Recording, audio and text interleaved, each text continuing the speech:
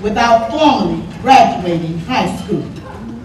In 1948, he graduated from Morehouse with a Bachelor's of Art degree in sociology and integrated theology seminary in Chester, Pennsylvania, where he graduated with a Bachelor of Divinity degree in 1951.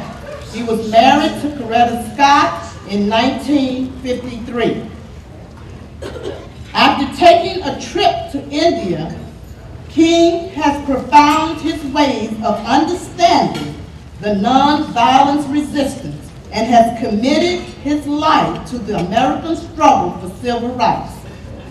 King dedicated himself to the principles that he learned of a nonviolent situation. In 1958, he was interviewed on his standing in politics and said that neither party,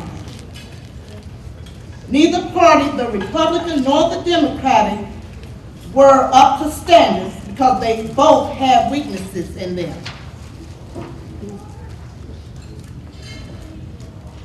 Dr. Martin Luther King organized and led many blacks during his civil rights movement. He stood for segregation among all people. Most of these was the right to vote, which was enacted in 1965. Being a Baptist minister, he did perform many speeches and sermons. One of the most popular things that he is known for is the Montgomery boycott in 1955. This boycott lasted 385 days. Out of this situation, his house was bombed and he was arrested. However, the United States District Court did rule that it would become public as a ruling of Breyer versus Gale, and that all people would have the right to sit wherever they wanted on the bus. On September the 20th, 1955, while signing his book, Strike Toward Freedom, a deranged black woman stabbed him. Dr. Martin Luther King left his home on April the 3rd of 1968. There he attended a march with the sanitation workers who wanted to organize a union. He stayed at the Lorraine Hotel in Memphis, Tennessee in room 306. He was not feeling well that day and wanted to lay down, but they kept sending for him, so he went to the Mason Hall, where he received one of his most rewarding letters. He stated that I have received many letters. Many important people have wrote me, but they do not matter to me. There's one letter that touched my heart. This letter came from a girl who attended the White Plain High School. She wrote to him and said, Dr. King, I've heard about your mishap. Even though it should not matter, I am a white girl. I attend White Plains High School.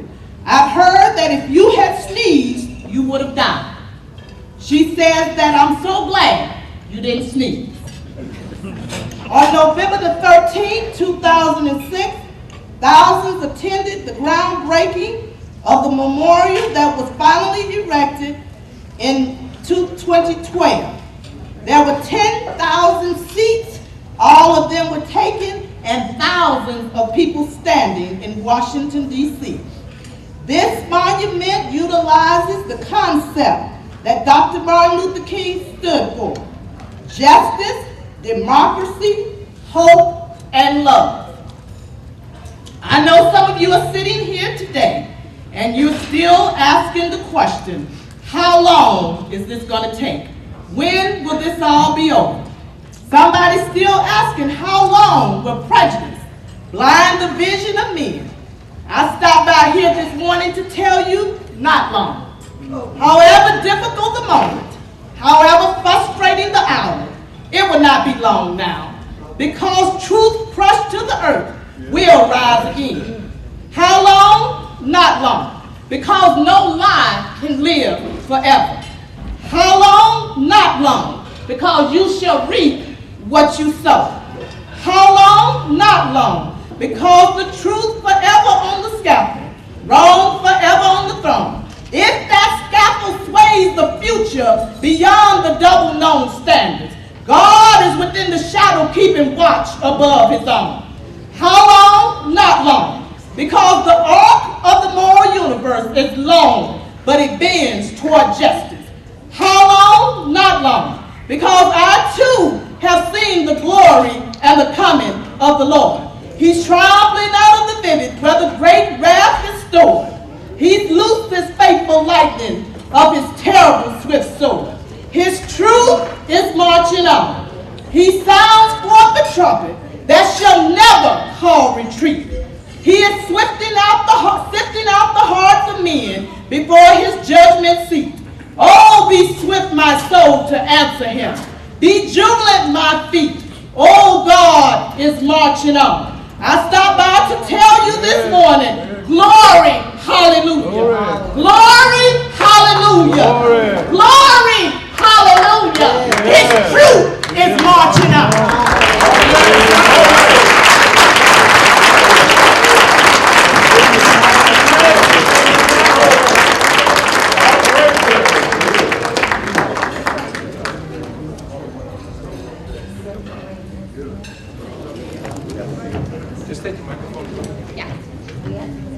We have to move the podium because we're going to have some dancers.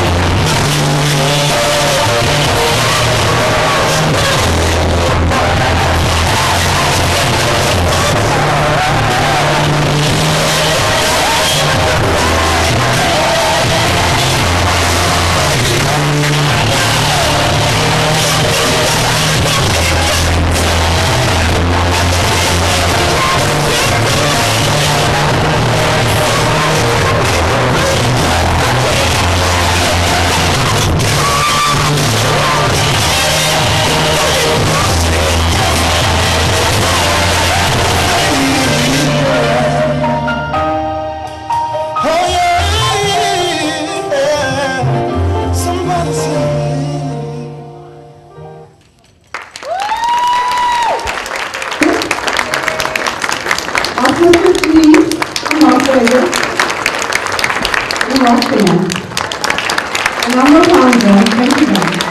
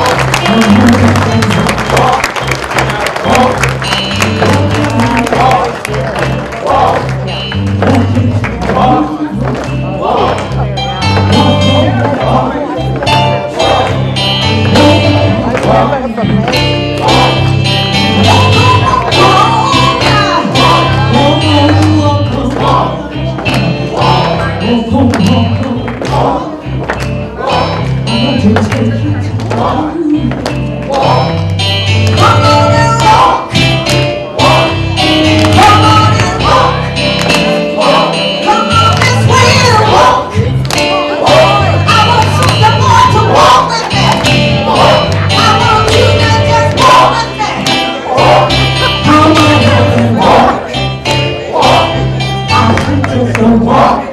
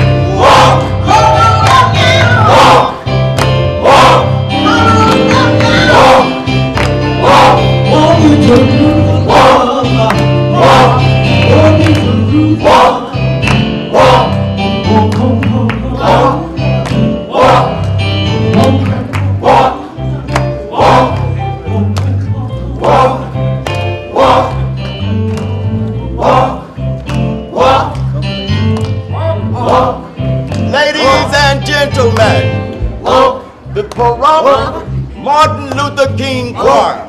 Let's give them a hand.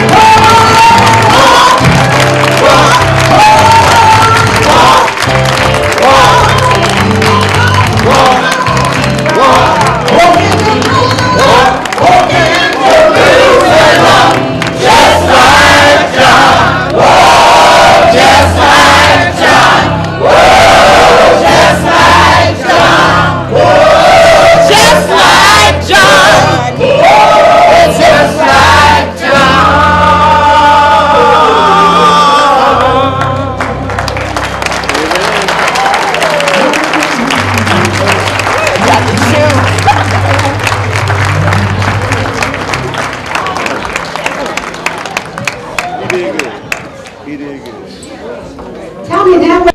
And it's amazing that it took a long time, almost 100 years, that all of a sudden that the rights that was actually given to the people by the Constitution finally became realized by the work of Dr.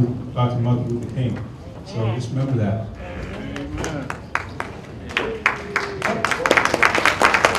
Mr. Morris, please come up here. Thank you.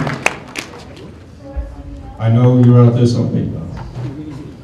And again, Linda and I are honored and privileged to be part of this wonderful event. And again, thank you for Martin Luther King Committee. And again, thanks Plum Nugget for hosting this event. We couldn't be. It's not possible without the Plum Nugget and all the workers that are out there making sure that all the tables and all the breakfasts and all the orange juice, everything is taken care of. So they deserve a hand as well.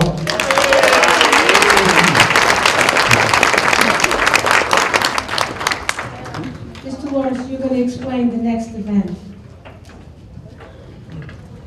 Good morning, everybody. Good morning. Okay, this is our award ceremony. And this is just a token to show our appreciation to the organizations, the businesses, the individuals that have been supportive to this event over the past 10 years. And I know I probably missed somebody, but charge it to my head, not to my heart. I just want to say I just appreciate you and I thank you for just being a part of this great celebration. It's all about the children. We're doing this to raise money so that we can help our youth continue their education so that they can have a better life. Amen. So I'm going to have assistants to help me. I cannot do this in there.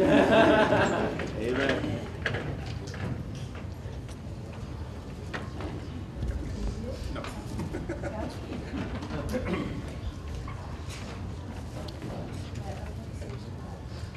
Pastor John T. Boyd and the Second Missionary. Second Missionary Baptist Church, Pastor Boyd. This is for the whole Second Missionary Baptist Church. Since we started this 10 years ago, they have been the wind under our wings. They have always been here to support us all 10 years. And we just want them to know that we appreciate them and we love them and we thank them for their support.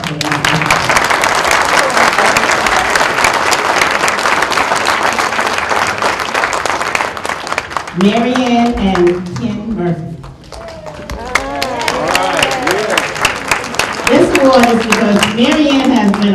part of this function. She even plays the second half that you guys don't know about, and that's the evaluation of the applications that we received from the youth to get the scholarship money. And I know she is active in the Kiwanis and many other activities, and so is Kim. And they donate their time, their effort, and then we just want to say thank you. And we really appreciate all you do for the town of Corona.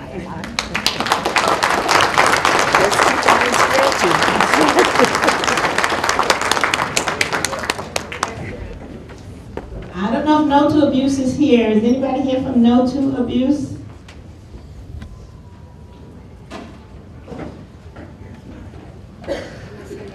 Okay, we will make sure that they get their flight.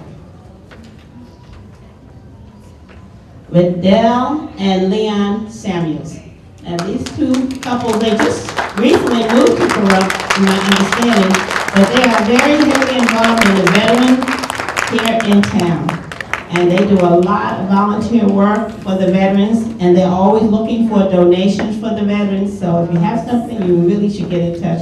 And we just want to say thank you for coming to Corona and being involved in the community.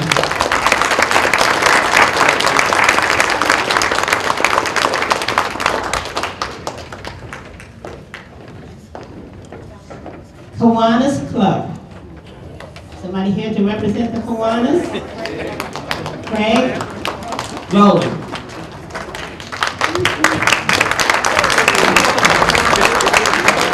And the Kiwanis Club has really been a supporter, you know, almost the whole 9 years.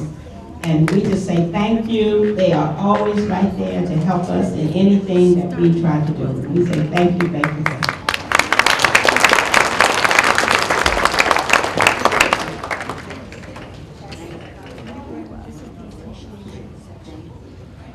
And now this is just an appreciation, recognition for some people. Nye County Democrat Club, this is my club.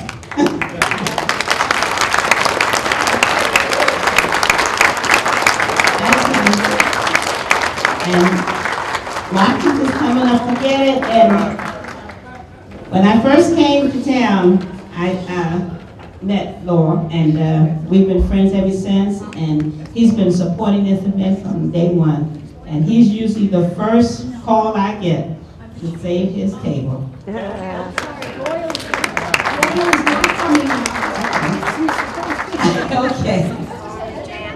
But I thank them. They are very supportive of this event.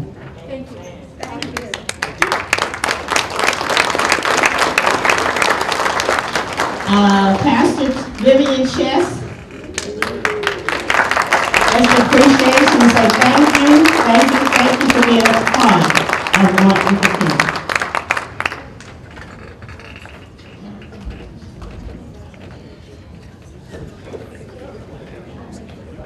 I'll take the position. Okay. Guys, please recognize the pastor. Pastor Vivian Chess. Georgia Minor.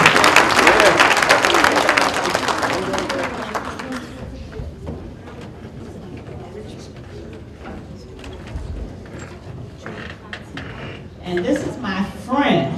I met her when I started working for the school system. And she's been a true dear friend, and she's been supportive. The first Martin Luther King, when we had the contest for the youth at the middle school and the elementary schools, she was right there with me, helping me. And every year, I know she's going to be here at the Martin Luther King. And I love her dearly.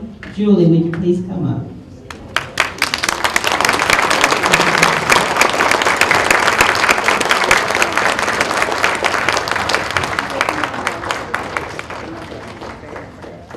And Julie is so quiet all the time.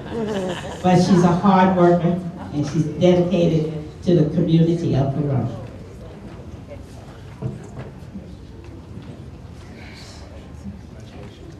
Just to say thank you, and I love you. Thank you. And to Mr. Longmire, who I just recently became affiliated with, I would like to award him a certificate of thank you. He has made a donation and he is going to be a supporter of the Martin Luther King.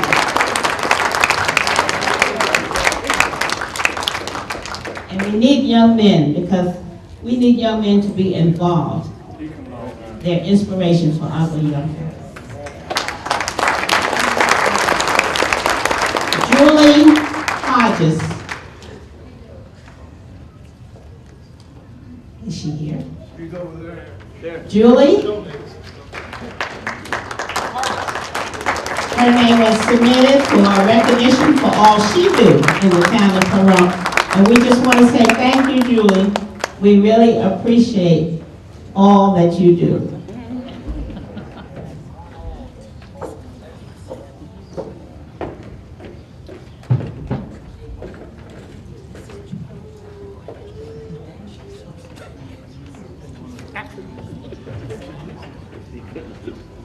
Yeah, Julie.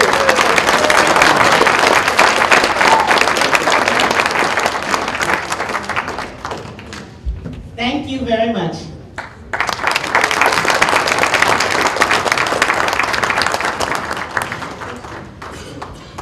To all you wonderful people, thank you so much for helping in the community. There's so many more out there that Dolores wants to say thank you to. And this community for me, you know, has been a special blessing. Tony and I have come in here and all of you embraced us and you've supported my husband, so I can only say I love you all. Thank you.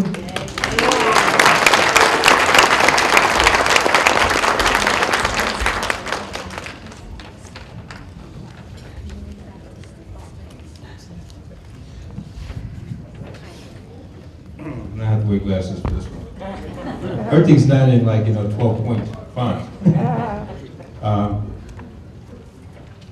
I just want to bring up Richard Lewis from Community Baptist of Las Vegas. He's going to read the I Have a Dream speech. Amen. All right.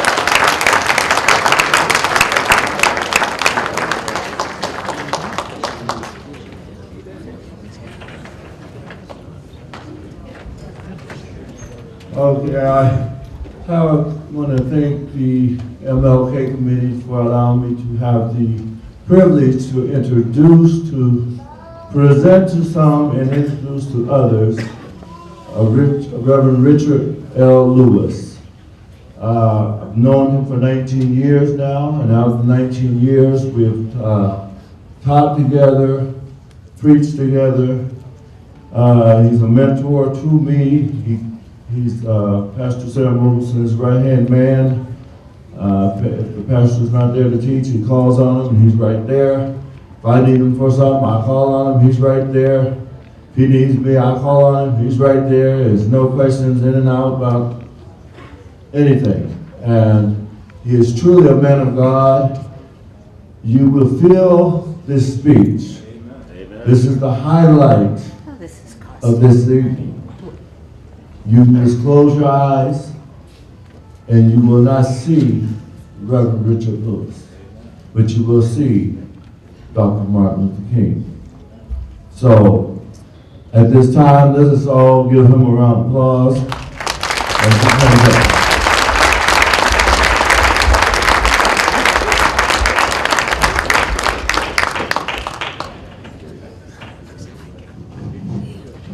Well, say amen. We give God thanks for all that He has allowed us to do, even safe passage here today, because there's no guarantee that when we get in our car that we're going to arrive at our destination.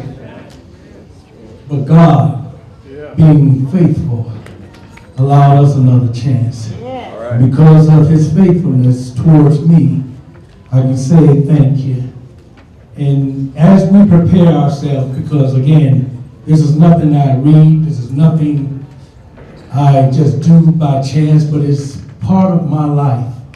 It is, in every instance, all the principles that embody this speech is the principles that I try to live by each and every day. And I hope and pray that when, at the conclusion of this speech, that our lives will be all changed for the better. Amen. This year marks the 49th year of the speech coming August the 28th. In Washington, D.C., on August the 28th, 1963, before a throng of over 250,000 people, Dr. Martin Luther King stood at the Lincoln Memorial and spoke these words. 50 years ago, a great American in whose symbolic shadow we stand, signed the Emancipation Proclamation. This momentous decree came as a great beacon light of hope to millions of Negro slaves who had been seared by the withering flames of injustice. It came as a joyous daybreak to end the long night of captivity. But 100 years later, we must face the tragic fact that the Negro is still not free. 100 years later, the life of the Negro is still sadly crippled by the manacles of segregation and by the chains of discrimination. 100 years later, the Negro still lives on a lonely island of poverty in the midst of a vast ocean of material prosperity. 100 years later, the Negro still languishes in the corners of American society and finds himself in exile in his own land. So we have come here today to dramatize an appalling condition. In a sense, we have come to our nation's capital to cash a check. When the architects of our republic wrote magnificent words of the Constitution and the Declaration of Independence, they were signing a promissory note in which every American was to fall heir. This note was a promise that all men would be guaranteed the inalienable rights of life, liberty, and the pursuit of happiness. But it is obvious today that America has defaulted on this promissory note. Instead of honoring this sacred obligation, insofar as her citizens of color are concerned, America has given the Negro people a bad check. A check that has come back marked insufficient funds. But we refuse to believe that the Bank of Justice is bankrupt. We refuse to believe that there are insufficient funds in the great vaults of opportunity of this nation. So we have come to cash this check. A check that will give us upon demand the riches of freedom and the security of justice. We have also come to this hallowed spot to remind America of the fierce urgency of now. This is no time to engage in the luxury of cooling off or to take the tranquilizing drug of gradualism. But now is the time to make real the promises of democracy. Now is the time to rise up from the dark and desolate valley of segregation to the sunlit path of racial justice. Now is the time to open the doors of opportunity to all of God's children. Now is the time to lift our nation from the quicksands of racial injustice to the solid rock of brotherhood. It will be fatal for the nation to overlook the urgency of the moment and to underestimate the determination of the Negro. This sweltering summer of the Negro's legitimate discontent will not pass until there's an invigorating arm of freedom and equality. 1963 is not an end, but a beginning. Those who hoped that the Negro needed to blow off steam and will now be content will be in for a rude awakening if the nation returns to business as usual. For there will be neither rest nor tranquility in America until the Negro is granted his citizenship rights. Whirlwinds of revolt will continue to shake the foundation of our nation until the bright day of justice emerges. But there's something that I must say to my people who stand on the warm threshold that leads into the palace of justice.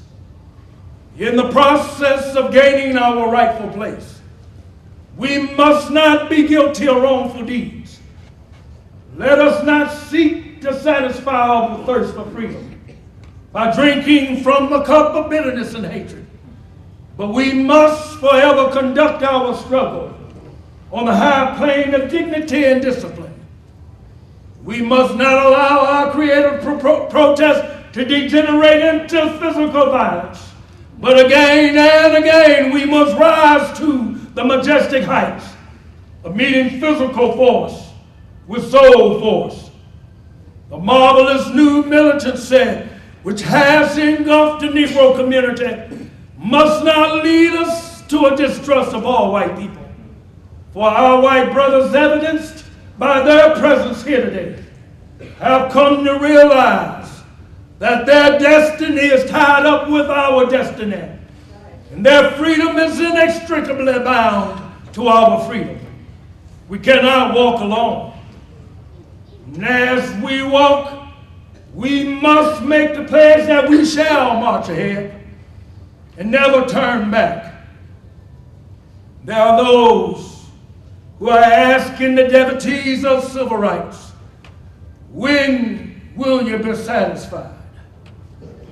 We can never be satisfied as long as the Negro is the victim of unspeakable horrors of police brutality. We can never be satisfied as long as our bodies, heavy with the fatigue of travel, cannot gain lodging in the motels of the highways and in the hotels of the cities. We can never be satisfied as long as a Negro's basic mobility is from a small ghetto to a larger one. We can never be satisfied as long as a Negro in Mississippi cannot vote and a Negro in New York believes he has nothing for which to vote. No, we cannot be satisfied, and we are not satisfied until justice rolls down like many waters and righteousness like a mighty stream. I'm not unmindful. Some of you have come here today out of great trials and tribulations. Some of you have come fresh from narrow jail cells. Some of you have come from areas where your quest for freedom have left you battered by the storms of persecution and staggered by the winds of police brutality. You are the veterans of creative suffering. Continue to work with the faith that unearned suffering is redemptive. So go back to Mississippi. Go back to Alabama. Go back to South Carolina. Go back to Georgia. Go back to Louisiana. Go back to the slums and ghettos of our northern cities. Knowing this situation somehow it can and will be changed. Let us not wallow in the valley of despair. I say to you today, my friends, that in spite of the difficulties and frustrations of the moment, I still have a dream. It is a dream deeply rooted in the American dream. I have a dream that one day this nation will rise up and live out the true meaning of its creed. We hold these truths to be self-evident that all men are created equal. I have a dream that one day on the red hills of Georgia, the sons of former slaves and the sons of former slave owners will be able to sit down together at the table of brotherhood. I have a dream that one day, even in the state of Mississippi, a desert state swirling with the heat of oppression and injustice, will be transformed into an oasis of freedom and justice. I have a dream that my 4 little children will one day live in a nation where they will not be judged by the color of their skin, but by the content of their character. I have a dream today. I have a dream that in the state of Alabama, whose governor's lips are presently dripping with the words of interposition and nullification, will be transformed into a situation where little black boys and black girls will be able to join hands with little white boys and white girls and walk together as sisters and brothers. I have a dream today. I have a dream that one day every valley shall be exalted. Every hill and mountain will be made low, and the rough places will be made plains, and the crooked places will be made straight. And the glory of the Lord shall be revealed, and all flesh shall see it together. Amen. This is our hope. This is the faith with which I return to the South. With this faith, we'll be able to hew out of the mountain of despair a stone of hope. With this faith, we'll be able to transform the jangling discourse of our nation into a beautiful symphony of brotherhood. With this faith, we'll be able to work together, to pray together, to struggle together, to go to jail together, to stand up for freedom together, knowing one day we shall be free. This will be the day when we'll be able to sing with new meaning. My country, 'tis of thee, sweet land of liberty, of thee I sing. Land where my fathers died, land of the pilgrim's pride. From every mountainside, let freedom ring. And if America is to become a great nation, then this must become true. So let freedom ring from the prodigious hilltops of New Hampshire. Let freedom ring from the mighty mountains in New York. Let freedom ring from the Highland Alleghanies in Pennsylvania.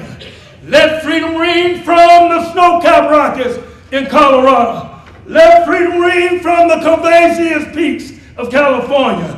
But not only that, let freedom ring from Stone Mountain in Georgia. Let freedom ring from Lookout Mountain in Tennessee. Let freedom ring from every hill and molehill of Mississippi. From every mountainside, let freedom ring. And when we let freedom ring, when we let it ring from every village and every hamlet, from every state and every city, we'll be able to speed up that day when all of God's children, black men and white men, Jews and Gentiles, Protestants and Catholics, will be able to join hands and sing in the words of the old Negro spiritual. Free at last, free at last, thank God Almighty, we're free at last.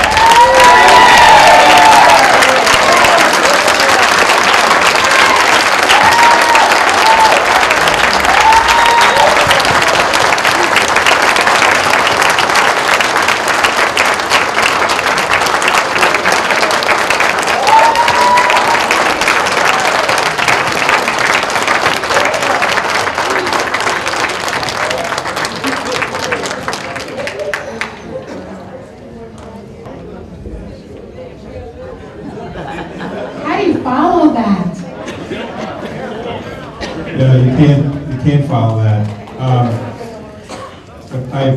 I appreciate it because I've heard this before, and still rings brings a lot of hard stuff that we forget. What people have done and what he has done to make sure that we can all be together and that we're one nation. I had the privilege of actually working with somebody that was part of Martin Luther King's bodyguard and his entourage during that speech, and he stood in the back on the left, on this side of Martin Luther King, on the right side. His son, I worked with his son. His name was, he was a police officer where I worked in Jersey City. He was a police officer, he was a detective, Charlie Jackson.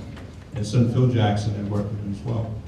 And I asked him about that and brought tears to my eyes because he shared, and his son shared a lot of what Martin Luther King did for this country.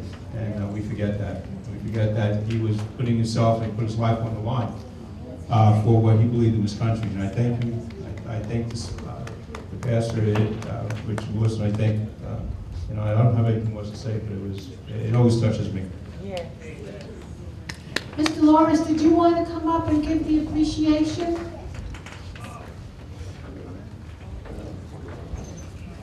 And then we're going to be doing our raffles, and I'm going to keep the young people. We're going to let them work. Get them prepared for life.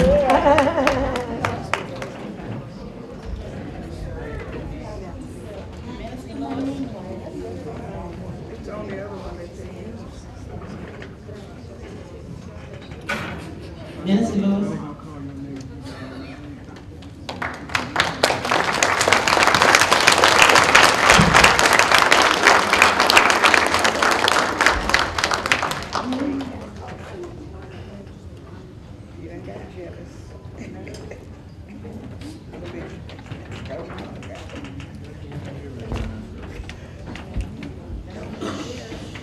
We'd like to, on behalf of the Church and Harvest and the town of Blue Rock, we'd like to present you with this certificate of appreciation.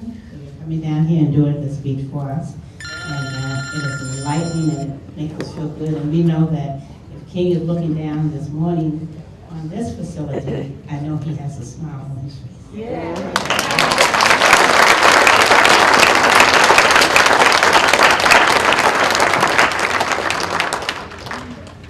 Like I told Pastor Davis, it's a privilege for me to stand in Dr. King's place and do what God blessed him to do back then. We need to realize that everything that we have, we're not entitled to. But somebody stepped in and helped pave the way that we can enjoy this fellowship. Don't let this day just be for today, but every day. Walk like brothers and sisters, as Dr. King instructed. God bless you.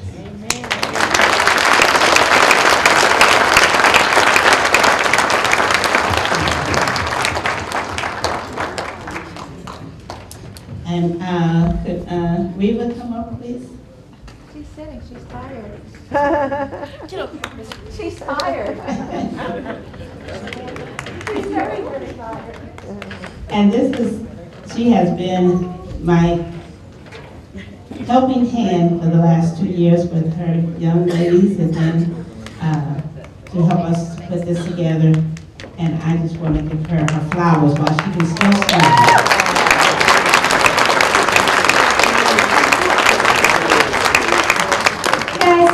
Belong to me. It belongs to the children. My Kiko, please stand up and take it back because they're the ones that did all the work. So thank you, I'm not them. Not them, they're the wonderful, they're the future of tomorrow, guys, and I'm really happy for it. I've been working with Reva at the Kiwanis, I guess what, 4 or 5 years, Miss Reva? Yeah. And the last thing that her and I did together was the September 11th, where we had our youth come out and read the names of certain segments of the people that passed. Well, my dream for September 11th, and this came from Paula Glidden. I can't take any kind of credit for this idea. But what I want to do for September 11th is get glow sticks, have all the youth come out and the whole community and see if we can get into the Guinness Book of Records as the town with the most glow sticks shining bright for our country.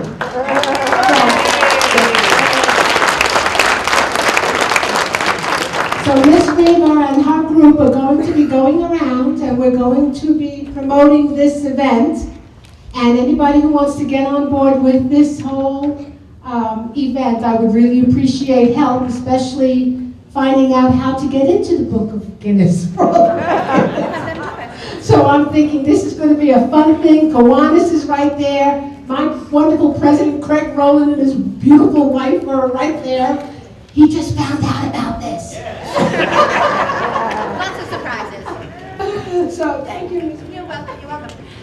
Today's not a one-shot deal for Key Club. Guys, if you have an event coming up and you need people, young people with energy, whether it is to serve people, to clean up messes, they're good at cleaning up.